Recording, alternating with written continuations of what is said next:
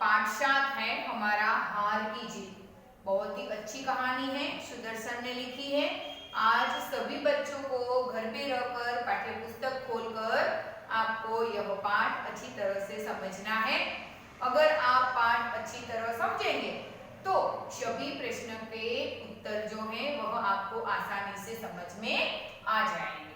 तो सबसे पहले हम पाठ की जो शुरुआत करते हैं वह सुदर्शन जी है, उसके लेखक परिचय से करते हैं, क्योंकि जिसने भी यह पाठ लिखा है उसका परिचय हमें जानना बहुत जरूरी है। इसके अलावा यह पाठ में से आने वाले जो शब्दार्थ है वो भी मैंने यहाँ लिखा है। सभी बच्चों को यह जो शब्दार्थ है वह आपको अपनी नोटबुक में लिखना है। सभी बच्चे यहाँ ध्यान रखिए कि हम सुदर्शन जी के बारे में आपको समझा रहे हैं, इसीलिए आप सबको अपनी पाठ्य पुस्तक में से ध्यान रखना है। यहाँ देखिए बच्चे कि सुदर्शन जी है, उसका जो जन्म 1896 में और निधन उसका है वह 1968 में हुआ था। तो सबसे पहले हम सुदर्शन जी का अच्छी तरह से परिचय समझेंगे, फिर मैं आपको इस कहानी अच्छी तरह से समझाऊंगी। सभी बच्चों को अपनी पाठ्य पुस्तक खोलनी है और उसमें यह जो पाठ है वह आपको अच्छी तरह समझना है। तो सबसे पहले हम यह बात शुरू करते हैं कि जो सुदर्शन है उसका जो मूल नाम बद्रीनाथ शर्मा था। सुदर्शन जी का जो मूल नाम है वह बद्रीनाथ शर्मा था। आपका जन्म पंजाब में सियालकोट में हुआ था। जब आप 6वें दर्जे में थे तभी आपने प्रथम कहानी लिखी थी। जब वह 6ठे दर्जे में थे तभी ये सुदर्शन है उसने प्रथम कहानी लिखी थी। प्रेमचंद की तरह आपने भी उर्दू में लेखन प्रारंभ किया, तत्पश्चात हिंदी में लिखने लगे। नाटक, कहानी तथा उपन्यास लिखकर हिंदी साहित्य को समृद्ध किया। आपने देखा कि सुदर्शन जी ने नाटक लिखा, उपन्यास लिखा और अच्छी अच्छी कहानियां भी लिखी है। तो प्रस्तुत जो कहानी है, हमें जो कहानी पढ़नी है वो है हार की जीत। अगर हम हार जाते हैं और हारने के बाद हमारी जीत कैसे होती है, इस कहानी को हमें यहाँ सीखना है और आपको अपने जीवन में भी यह कहानी अच्छी तरह से समझनी है, क्योंकि आपको लक्ष्य प्राप्त करने के लिए ये जो कहानी है वो आपको जीवन में मददरूप होगी। इसीलिए सभी बच्चों अच्छी तरह से ध्यान रखना और इस कहानी जो है उसे अच्छी तरह से समझना है। प्रस्तुत कहानी सुदर्शन जी द्वारा लिखित एक उपदेश प्रधान कथा है। उपदेश प्रधान कथा कहाँ है आपको कि कुछ कह जाती है, कुछ आपको उपदेश दे जाती है कि जो मानव भावनाओं पर आधारित है, मानव की भावनाओं। आज हम देखते हैं कि मानव जीवन में जो ओतप्रोत है, जो वो इन दोनों में जो संबंध है उसमें बहुत ही कड़वाहट आ गई है। इसी प्रकार का यह मानव भावना यहाँ उजागर की है बाबा भारती और खड़गसी के बीच। जो खड़गसी है वो कुख्यात डाकू है। इन दोनों के बीच बहुत ही कड़वाहट है और आखिर में वह कड़वाहट जो है वो मीठापन में बदल जाती है। तो बाबा भारती के अनोखे घोड़े की चर्चा डाकू खड़गसी के कानों तक पहुंच जाती है। आपको बच्चों यहाँ मुहावरे का अर्थ साबित होता है। कानों तक पहुंचना, उसका अर्थ होता है सुनना। हम कोई भी बात अगर हमारे कान में पड़ जाती है तो उसे दूसरे अर्थ में क्या कहा जाता है? सुनना। क्या कहा जाता है? सुनना। तो जब जब आप कहानी पढ़ेंगे तो उसमें कई प्रकार के शब्दार्थ आएंगे, कई प्रकार के मुहावरे आएंगे, तो उसका अर्थ क्या होता है, उसका वाक्य किस तरह से बनता है, ये सभी आपको अच्छी तरह से ध्यान रखना है। अगर आप अच्छी तरह से ध्यान रखेंगे तो आपको जो ये कहानी है अच्छी तरह से समझ में आ जाएगी। तो सबसे पहले हम घोड़े की बात करते हैं। जो घोड़ा है बाबा भारती, उसका नाम है सुल्तान यहाँ इस सुल्तान की जो अच्छी जो बात है वह खड़क सिंह के दिमाग यानी कि कानों तक पहुंच जाती है। वह धोखे से घोड़ा ले जाता है, धोखा करता है। खड़क सिंह जो है धोखा करता है, परंतु बाबा भारती की एक बात उसे घोड़ा लौटने पर मजबूर करती है। बाबा भारती आप ऐसा वाक्य बोलते हैं, एक बात उसे जब वह बाबा भारती का घोड़ा सुल्तान ले जाता है तब वह एक बात बहुत अच्छी तरह से कहते हैं जो खड़क सिंह के कान में इस तरह से वह बात समझ में आ जाए कि रात के प्रहर में वह घोड़ा बाबा भारती के पास छोड़कर चला जाता है कि वह सुनकर लौटने पर मजबूर कर देती है। उसी बात ने उस डाकू का हृदय परिवर्तन कर दिया। इसी बात पर यहाँ प्रकाश डाला गया है कि इस कहानी में विनम्रता, उदारता, पश्चाताप, दया भाव, लोकहित की आकांक्षा आदि मूल्यों को समाविष्ट किया गया है। विद्यार्थी मित्रों, हमें भी जीवन में इन सभी मूल्यों की बहुत ही जरूरत है। आज हमारा जो संबंध है वह एक दूसरे के साथ अच्छी तरह से होगा, तब तो हम इन सभी बच्चों के साथ मिलजुल कर रहेंगे तो हमारे जीवन में कभी भी कड़वाहट नहीं आएगी। हमारे जीवन में ईश्वर, खुदा या भगवान कभी बुरा नहीं करेंगे। आज हम हैं शिक्षक तो हम सभी बच्चों को एक ही नजर से हमें देखना चाहिए। यहाँ पढ़ने वाले सभी बच्चे एक ही है। जिस मूल्य आपके जीवन में उजागर करना है वही मूल्य हमें भी हमारे जीवन में उजागर करना है।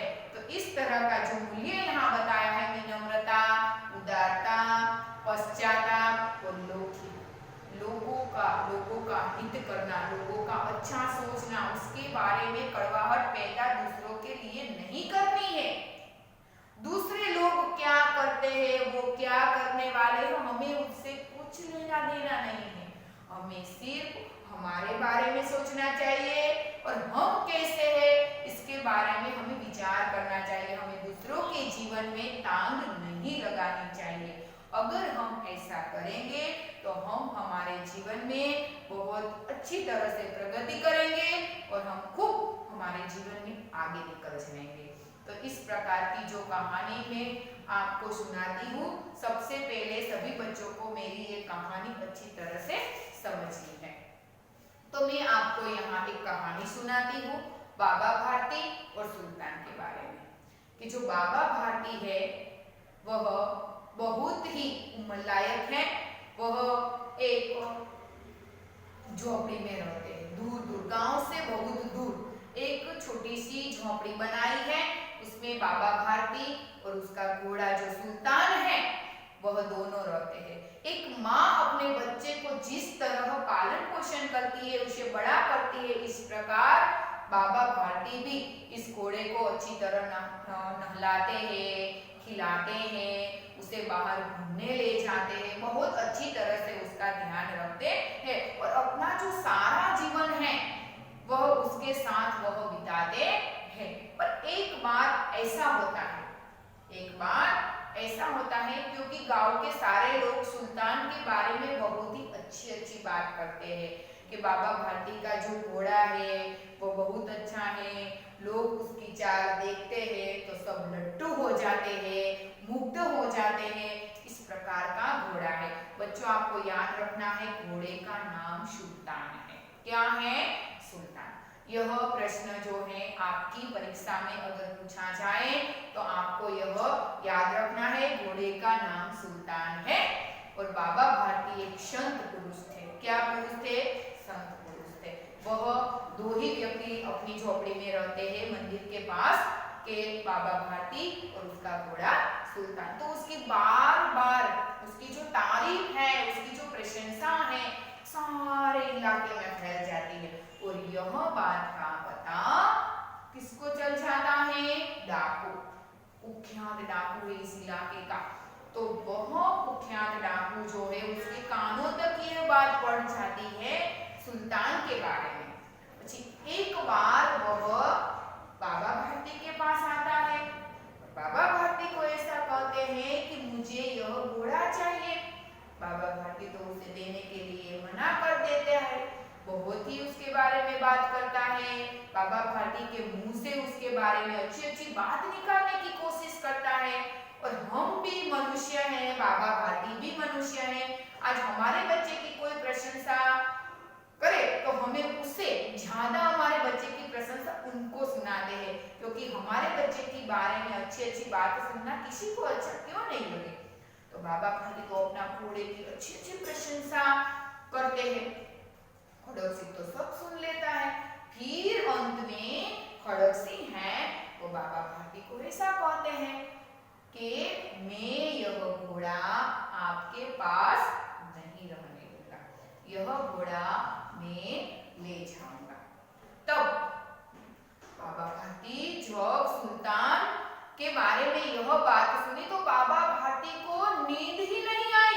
कितने दिनों तक बाबा भारती सोए नहीं और रात भर घोड़े की अस्तबल में जाकर देखभाल करते रहे। अस्तबल का मतलब क्या होता है मैंने यहाँ लिखा है बच्चे, तबेला, कि जहाँ घोड़ा रखा जाता है उसे अस्तबल कहा जाता है, तबेला कहा जाता है। तो सारी रात बाबा भारती चिंतित रहते थे और घोड़े को देखते थे। पर कुछ दिन, बहुत दिन बीत गया, पर जो कुख्यात डाकू था, कड़कसी था, वह जो है वह अपना घोड़ा लेने नहीं आया। बाबा भारती भी निश्चित हो गए कि अब वह झूठ बोल कर गया है, वह मेरा घोड़ा नहीं ले जाएगा। बाबा भारती तो ऐसा सोचने लगे और फिर वह जागना उसने बंद किया।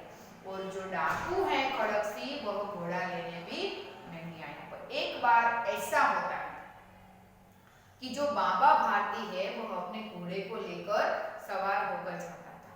तब जो डाकू खड़कसी है वह नाटक करता है, कंगले बनने का, कंगले यानी कि अपाहिज होने का, पैर नहीं है ऐसा नाटक करता है, चल नहीं सकता। एक रास्ते में, अनजान रास्ते में वो बैठ जाता है। बाबा भारती अपने सुल्तान के ऊपर सवार होकर जब रास्ते से निकल रहे थे तब खड़कसी क्या कहते हैं आपको पता है बच्चे?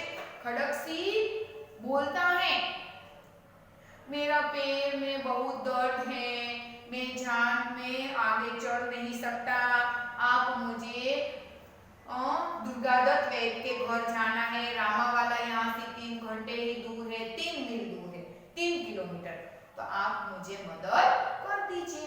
बाबा भारती को इस कंगले के ऊपर बहुत ही दया आ गई, वह रुक गए और उसने क्या किया, बाबा भारती ने उस कंगले को घोड़े पे ऊपर बिठा दिया और खुद बाबा भारती नीचे चलने लगे। थोड़ी देर ही बाद वह जो खड़कसी था, कंगला था, वही खड़कसी था, वह बाबा भारती के घोड़े की जो कस थी वह पकड़कर दूर दूर चला गया। फिर बाबा भारती को पता चल गया कि उन्हें धोखे से मेरे पास से मेरा घोड़ा चुराया है।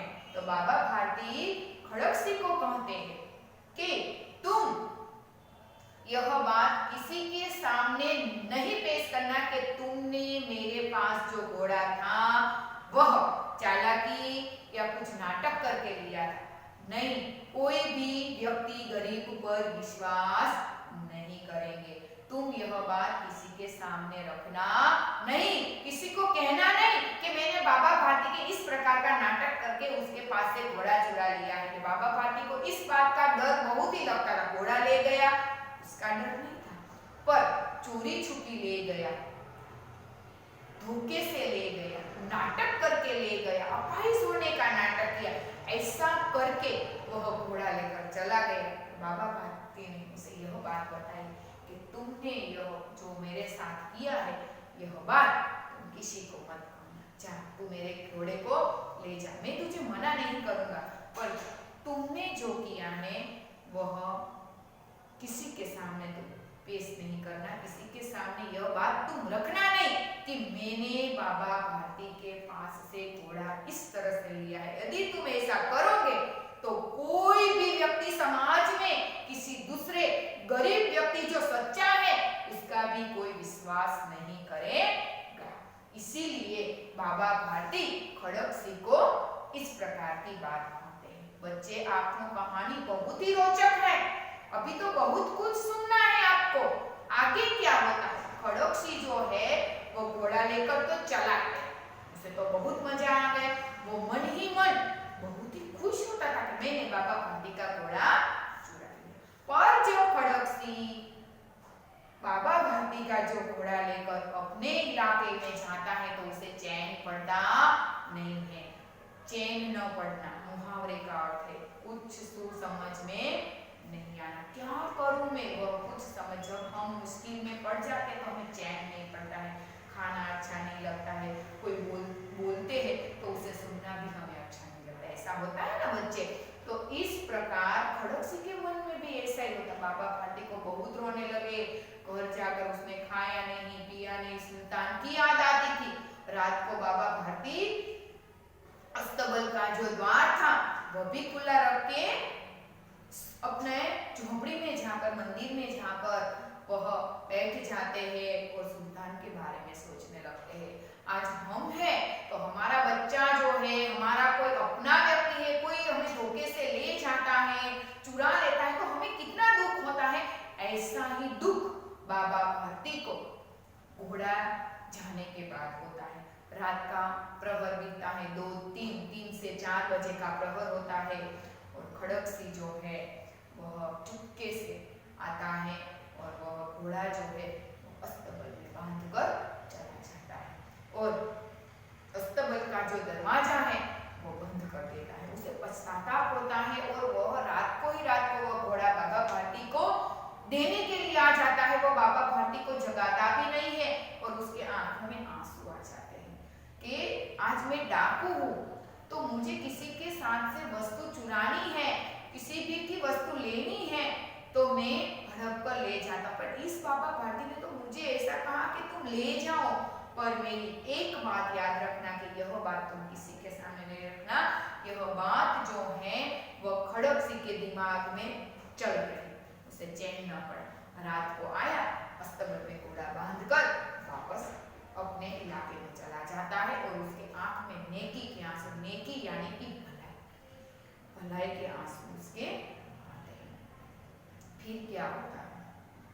फिर जब सुबह होती है तब बाबा भारती जो है उसका जो पैर है वह अस्तबल की ओर, रोज की जो क्रिया होती है ना बच्चा, इसी तरह बाबा भारती जब अस्तबल की ओर अपना पैर करके जा रहे थे तभी उसका जो घोड़ा है सुल्तान वह हिलाने लगता है, बहुत ही खुश हो जाता है और सुल्तान की आवाज सुनकर बाबा भारती दौड़कर उसके पास चले जाते हैं, उसकी अपनी छाती में से एकदम लिपट जाते हैं और बहुत रोते हैं।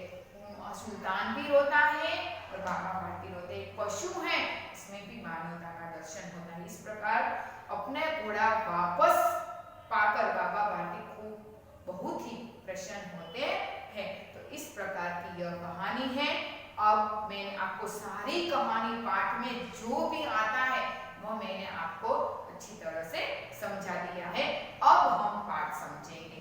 अब आपको पाठ समझने में कोई दिक्कत नहीं होगी क्योंकि मैंने यह सारा विषय वस्तु आपके सामने प्रदर्शित कर दिया है कि किस प्रकार खड़गसिंह जो है वह बाबा भारती के घोड़े को ले जाता है और फिर किस प्रकार वापस देता है। यह सारी बात मैंने आपको अच्छी तरह से बता दी है। तो अब हम पाठ की शुरुआत करेंगे। उसमें मैंने आपको पहली लिपि से पढ़ना शुरू करती हूँ और आपको समझाती हूँ। सभी बच्चे को पाठ्य पुस्तक में ध्यान रखना है, इधर उधर नहीं देखना है, जहाँ शोर बहुत आता है वहाँ आपको बैठना भी नहीं है। आपको घर के कामों में ध्यान नहीं देना है। जब भी आप यूट्यूब के यह वीडियो देखेंगे बच्चे, आपको अच्छी तरह से अच्छी जगह लेकर बैठना है। अगर आप घर पे सुरक्षित रहकर पढ़ते हो तो मन लगाकर पढ़िए। जीवन में आगे बढ़ने के लिए पढ़ना बहुत ही जरूरी है। अगर आप देखने ही खातर देखते हैं तो आपको कुछ समझ में नहीं आएगा। अगर आप रस उसमें पैदा करेंगे तो आपको यह कहानी अच्छी लगेगी, पाठ समझना आपको अच्छा लगेगा। इसीलिए सभी बच्चे मेरी यह बात शांति से समझकर यह पाठ अच्छी तरह से समझो। माँ को अपने बेटे और किसान को अपने लहलहाते खेत को देखकर जो आनंद आता है, वही आनंद बाबा भारती को अपना घोड़ा देखकर होता है। माँ जब अपने बच्चे को देखती है तो उसे बहुत ही आनंद आता है। तो इसी प्रकार किसान मतलब खेडूत, बहुत ही अच्छा पाक होता है उसके खेत में, लहराता है, ग्रीनहरी यानी कि अपना जो खेत में जो पाक है वह लहलहाता है, तो उसे देखकर उसे भी बहुत आनंद आता है। क्योंकि जो किसान है बहुत ही मेहनत करते हैं, ठंडी में, गर्मी में, बारिश में, वह सतत हमारे लिए, हमारे देश के जो किसान है वह बहुत मेहनत कर अनाज पकाते हैं और हम तक पहुंचाते हैं और हम उसे खा सकते हैं। वही आनंद बाबा भारती को जिस प्रकार किसान और माँ को अपने बच्चे को देखकर आता है, वही आनंद बाबा भारती को अपना घोड़ा देखकर आता है। जिस प्रकार माँ अपने बच्चे से प्रेम करती है, उसी प्रकार बाबा भारती भी अपना घोड़ा देखकर वह इसी तरह प्रेम करते हैं। भगवत भजन से जो समय बचता वह घोड़े को अर्पण हो जाता। भगवत भजन, ये बाबा भारती मंदिर में भगवत भजन करते, सारा काम करते, उसमें से जो समय बचता था वह घोड़े के अर्पण करते थे, घोड़े के पास निकालते थे। वह घोड़ा बहुत ही सुंदर और बलवान था। घोड़ा जो सुल्तान है बाबा भारती का, बहुत सुंदर भी है और बलवान भी है। इसके जोड़ का घोड़ा सारे इलाके में न था। बाबा भारती के पास जो घोड़ा था वह सारे इलाके में किसी के पास नहीं था। बाबा भारती उसे सुल्तान कहकर पुकारते, अपने हाथ से खरखरा करते, खुद दाना खिलाते और देख देख कर प्रसन्न होते। वह जिस तरह छोटे बच्चे को माँ अपने हाथ से खिलाती है, उसी तरह बाबा भारती भी अपने घोड़े को अपने हाथ से दाना खिलाते हैं। उन्होंने रुपया, माल, असबाब, जमीन आदि अपना सब कुछ छोड़ दिया है। असबाब का मत होता है कि हमारी घर की सारी चीज वस्तुएं, उसे असबाब कहा जाता है। तो जो बाबा भारती है वह रुपया, माल, सामान, जमीन आदि सब कुछ उसने छोड़ दिया है। उसके पास केवल उसकी जो संपत्ति है वह उसकी झोपड़ी, वह स्वयं, उसका घोड़ा, ये तीन ही है। यहाँ तक कि उन्हें नगर के जीवन से भी घृणा थी। नगर के जीवन, शहर के जीवन से बहुत ही घृणा थी, खिन्न थी कि उसे नगर का जीवन अच्छा नहीं लगता था।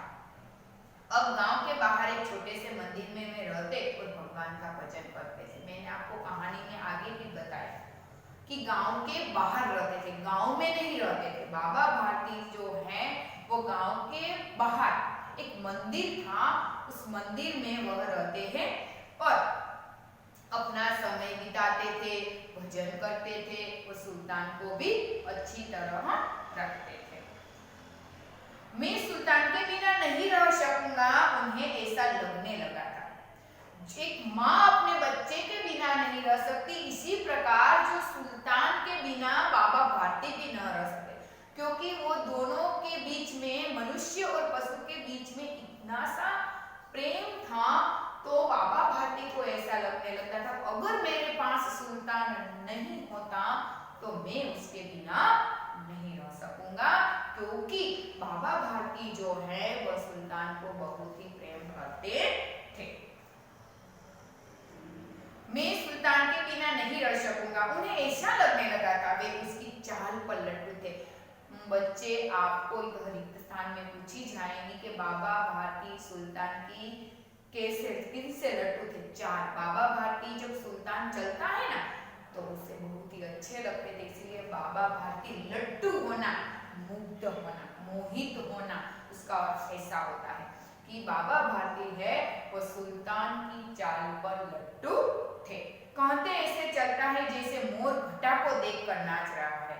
जब बारिश का मौसम होता है, अच्छे अच्छे बादल आकाश में मंडरा जाता है, तब जब मोर है वह अपनी सारी घटा को खोलकर नाचता है, इसी ही प्रकार संध्या के समय सुल्तान पर चढ़कर 8-10 मील का चक्कर न लगा देते तो उसे चैन नहीं आता था। 8-10 चक्कर बाबा भारती जब सुल्तान के पीठ पर बैठकर नहीं बिताते, बाबा भारती को चैन नहीं पड़ता था। खड़गसिंह उस इलाके का कुख्यात डाकू था।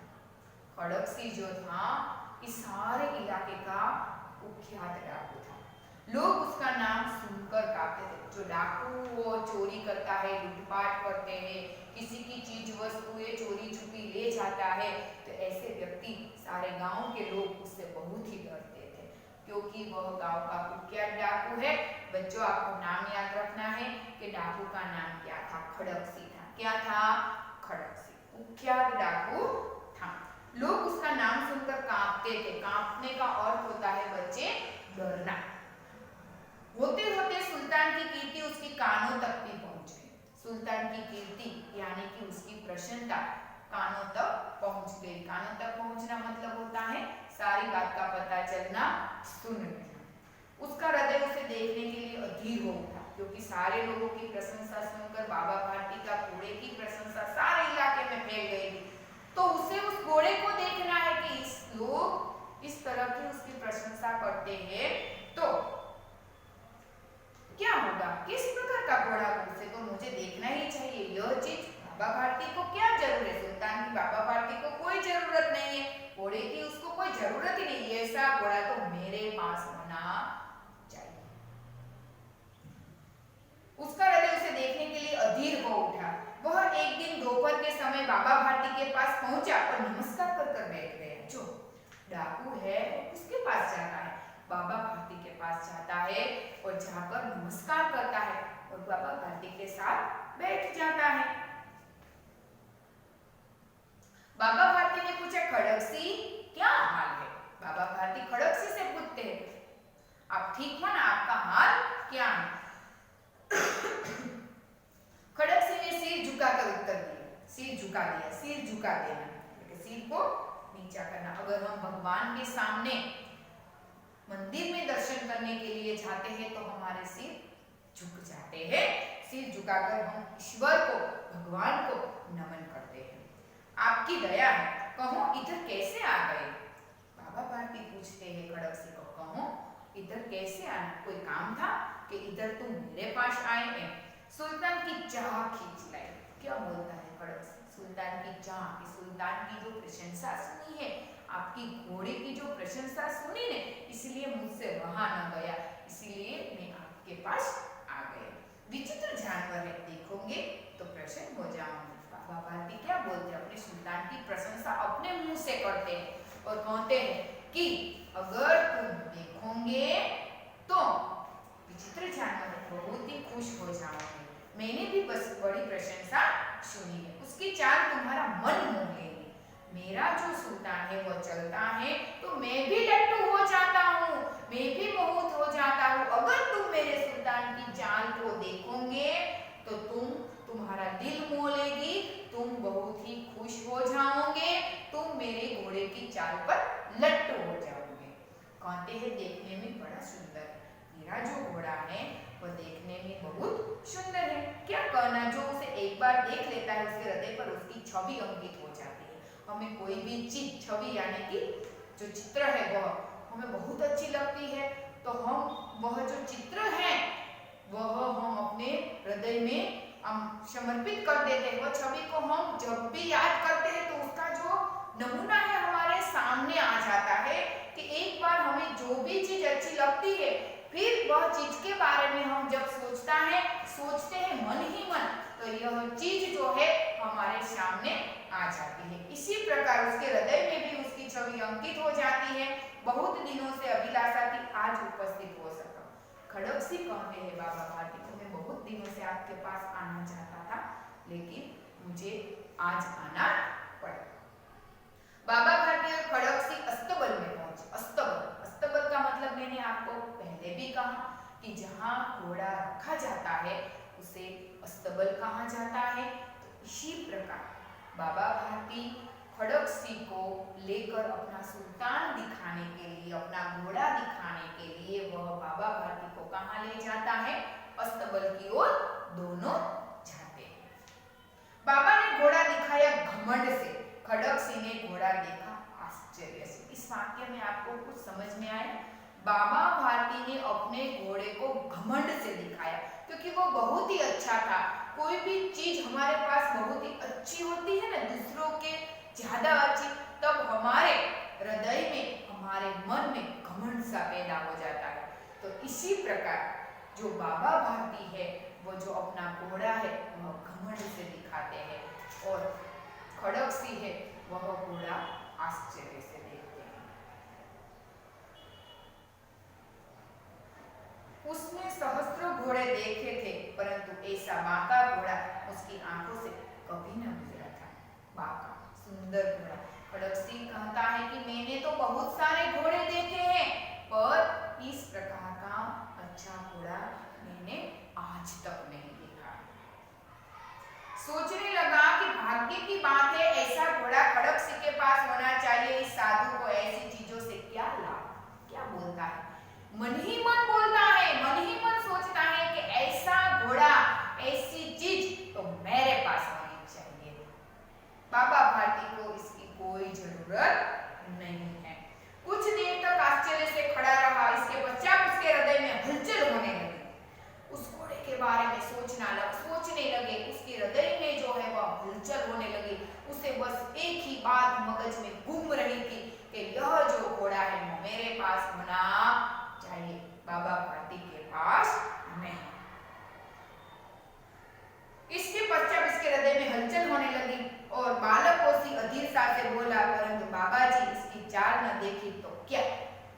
बालकों सी अधीरता, उसे घोड़े की चाल को देखना था, इसीलिए वह खड़गसिंह बाबा भारती को कहता है कि इसकी चाल नहीं देखी तो कुछ नहीं देखा। अगर मेरे घोड़े की तुम चाल देखोगे तो तुम मुक्त हो जाओगे। बाबा जी मनुष्य ही थे, अपनी वस्तु की प्रशंसा दूसरे के मुख से सुनने के लिए उनका हृदय अधीर हो गया। खड़गसिंह सुल्तान की प्रशंसा करने लगे। बाबा भारती मन ही मन बहुत ही खुश हो गए और उसे और खड़गसिंह के मुंह से प्रशंसा सुनने की अधीरता हो गई और वह घोड़े को खोलकर बाहर ले गए। घोड़ा वायु वेग में उड़ने लगा, हिनहिनाया, उड़ गया। घोड़ा बहुत ही बड़ी छलांग मारी। देखकर खड़गसिंह बहुत ही मोहित हो गया। घोड़े की चाल देखकर उसके हृदय पर सांप लौट गया। यह मुहावरा बच्चे अच्छी तरह से याद रखना, परीक्षा में पूछा जाता है। हृदय में सांप लौट जाना ईर्ष्या पैदा करना।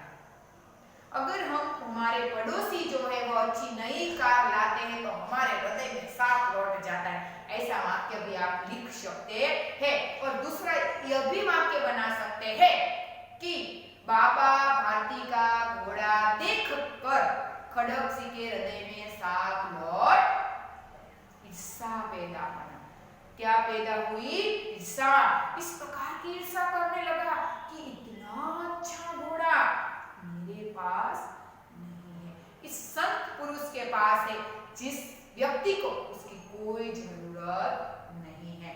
ऐसा घोड़ा मेरे पास होना चाहिए, बाबा भारती के पास नहीं होना चाहिए। और मन ही मन हृदय में सांप लौटता है और ईर्ष्या पैदा करता है। वह डाकू था और जो वस्तु उसे पसंद आ जाए उस पर वह अपना अधिकार समझने लगता था। उसके पास बाहुबल था और आदमी थे। जाते जाते उसने कहा, बाबा जी मेरा घोड़ा आपके पास न रहने दूंगा। ईर्ष्या पैदा हुई और वह अब यहाँ से जाने के लिए निकल जाता है और जाते जाते वह बाबा भारती को एक वाक्य कह जाता है, क्योंकि जो डाकू है ना बच्चे, उसे एक बार जो भी चीज पसंद आती है, जब तक वह चीज लेता नहीं उसके पास तब उसे चैन नहीं पड़ता है। जाते जाते वह बाबा भारती को कहने लगा कि यह जो घोड़ा है मैं वह आपके पास नहीं रहने दूंगा, वह मैं ले जाऊंगा। बाबा भारती डर गए। खड़गसिंह की यह बात सुनकर बाबा भारती डर ही गए। क्यों डर गए? क्योंकि वह सुल्तान के बिना नहीं रह सकते हैं। सुल्तान को वह बहुत ही प्रेम करते थे और खड़गसिंह तो डाकू था, उसके पास बहुत बड़े आदमी थे, बहुत इलाके का कुख्यात डाकू था, सभी लोग उससे डरते थे और बाबा भारती तो अकेले मानव थे। बाबा भारती और सुल्तान दोनों, तीसरा उसके जीवन में कोई न था। बाबा भारती तो बहुत ही डर गए। अब उन्हें रात को नींद नहीं आती।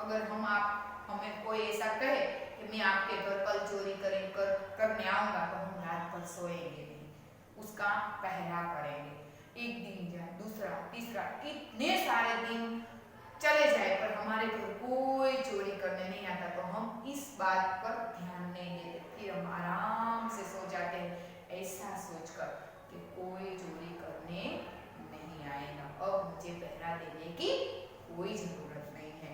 तो इस प्रकार सारी रात अस्तबल की रखवाली में कटने लगी। प्रतिक्षण खड़गसी का डर लग रहा था, परंतु कोई महीने बीत गए और वह न आया। यहाँ तक कि बाबा भारती कुछ असावधान हो गए, अपनी जो जिम्मेदारी है उससे असावधान हो गए, यानी कि अपनी जिम्मेदारी से वह क्या हो गए, असावधान हो गए। अब वह से पहरा देने के लिए मुकर लगा। क्यों? क्योंकि बाबा भारती है वह असावधान इसीलिए हो गए कि कितने ही महीने बीत गए, कितने ही महीने तक बाबा भारती ने अपने सुल्तान की रात में रखवाली की, पर कोई उसका घोड़ा लेने आया नहीं, इसीलिए बाबा भारती असावधान हो गए और रात को वह सोने लगे। आगे आपकी पाठ्य पुस्तक का पेज नंबर जो है 40, संध्या का समय था, सांझ का समय था। मैंने आपको पाठ के आगे भी बताया कि जब तक बाबा भारती अपने घोड़े की 7-8 चक्कर नहीं लगा देते तब तक बाबा भारती को चैन नहीं पड़ता। शाम के समय वह घोड़े को घूमने फिरने ले जाते थे और बाबा भारती उस पर चक्कर लगाते थे और आनंद भी करते थे। बाबा भारती सुल्तान की पीठ पर सवार होकर घूमने जा रहे थे। उसी समय उनकी आंखों में चमक थी, मुख पर प्रसन्नता थी। कभी घोड़े के शरीर को देखते तो कभी उसके रंग, और वह मन में फूले न समाते थे। उसे घोड़ा जो है वो बहुत ही पसंद आया, मन ही मन उसकी पीठ पर बार बार हाथ फिराते हैं। अगर हम कुत्ता पालते हैं हमारे घर में, यानी कोई खरगोश पालते हैं, तो हम क्या करते हैं, इसे बहाल करने से हमारा जो हाथ है वह प्रेम से उसके पीठ के ऊपर रखते हैं। इसी प्रकार बाबा भारती है वो भी अपना जो हाथ है वह घोड़े के ऊपर बार बार बैठते हैं, उसे बहाल करते हैं, उसे प्रेम करते हैं। अगर एक माँ है वह भी अपने बच्चे को प्रेम करती है तो उसके सिर पर हाथ रखती है, वह सोता है तभी उसके सिर पर हाथ रखती है और अपने बच्चे से प्रेम करती है। सहसा एक ओर से आवाज है। जब बाबा भारती रास्ते में गुजर रहे थे अपने सुल्तान को लेकर, तब रास्ते में जोर से आवाज आई, ओ बाबा इस कंगले की सुनते जाना। कैसी आवाज आती है? ओ बाबा इस कंगले की सुनते जाना। कंगले यानी कि अपाहिज। आवाज में करुणा थी, करुणा यानी कि दया। जब भी हमारे पास कोई भीख मांगता है तब उसकी आवाज जैसी होती है ना वैसी नहीं निकलती, क्योंकि उसकी आवाज में बहुत ही दया होती है, करुणा होती है। और सामने वाला व्यक्ति जो है पिघल जाता है तो उसे पैसे दे देता है, खाना खाने के लिए देता है, उसे जो देना है वह देता है। आवाज में करुणा थी। बाबा ने घोड़ा रोक लिया। आवाज सुनाई बाबा भारती को, तो तुरंत बाबा ने क्या किया, घोड़े को रोक लिया। एक अपाहिज वृक्ष की छाया में पड़ा कार रहा है, बोले क्यों तुम्हें क्या कष्ट है? बोले बाबा भारती वहां जाकर उस अपाहिज को पूछते हैं कि तुमने मुझे क्यों आवाज दी, तुम्हें कोई कष्ट है या मेरी कोई जरूरत है तो बताओ, मुझे वहीं जाना है। अपाहिज ने हाथ जोड़कर कहा, बाबा मैं दुखियारा हूं। अपाहिज जो है, कंगला जो है, उसने 2 हाथ जोड़े बाबा भारती के सामने और कहा कि मैं अपाहिज हूँ, मैं दुखियारा हूँ, मुझ पर दया करो। रामावाला यहाँ से 3 मील है, रामावाला गांव का नाम है, याद रखना बच्चे। रामावाला यहाँ से कितने मील दूर है? 3 मील। और मुझे वहीं जाना है। घोड़े पर चढ़ा लो। परमात्मा भला करे, मैं चल नहीं सकता, आपके पास तो घोड़ा है, आप चल सकते हैं, मैं अपाहिज हूँ, तो आप ऐसा करें, मुझे 3 मील ही जाना है, आप मुझे अपने घोड़े पर बिठा दीजिए और मुझे रामावाला तक पहुंचा दो। ऐसा कौन बोलता है? वो कंगला। और वो कंगला कौन था? खड़गसी। वहां तुम्हारा कौन है? बाबा भारती पूछते कि वहां कोई तुम्हारा सगी संबंधी रहते हैं तो तुम्हें वहां जाना है, कोई बात है तो तुम्हें अभी ही जाना है? तो वह बोलता है दुर्गा दत्त वैद्य, जो वैद्य का नाम भी आपको पूछा जाता है, गांव का नाम पूछा जाता है। आपको इस कहानी में सभी याद रखना है। अगर आप अच्छी तरह से समझेंगे तभी आपको याद रहेगा कि गांव का नाम रामावाला था। वह कंगला जो है उसके कहाँ जाना था, तो रामावाला जाना था दुर्गादत्त वैद्य के पास। दुर्गादत्त वैद्य का नाम सुना होगा, उसका सौतेला भाई, सौतेला भाई में आपको पता चलता है कि जिसकी मां मर गई उसके जो पिता है वो दूसरी पत्नी से वह जो अपने लग्न संबंध से जुड़ जाते हैं और पहला और जो पुत्र होता है उसके बाद का जो पुत्र होता है वह दोनों भाइयों के बीच में सौतेलापन का संबंध होता है, तो वह बोलते हैं वह उनका सौतेला भाई। बाबा भाटी ने घोड़े से उतरकर अपाहिज को घोड़े पर बिठा लिया और स्वयं उनकी लगाम पकड़कर धीरे धीरे चले। आपको पता नहीं क्या करा बाबा भाटी कि धीरे धीरे वह घोड़े पर किसको बिठाया, अपाहिज कंगले को बिठाया और वह जो है उसने क्या किया, स्वयं नीचे उतरकर वह घोड़ा की लगाम अपने हाथ में रखकर बाबा भाटी चलने लगे। सहसा उन्हें झटका सा लगा। अगर हमारे हाथ में कोई लगाम है और कोई जोर से खींचता है तो हमें क्या लगता है, झटका लगता है। क्या लगता है, झटका लगता है। तो इसी प्रकार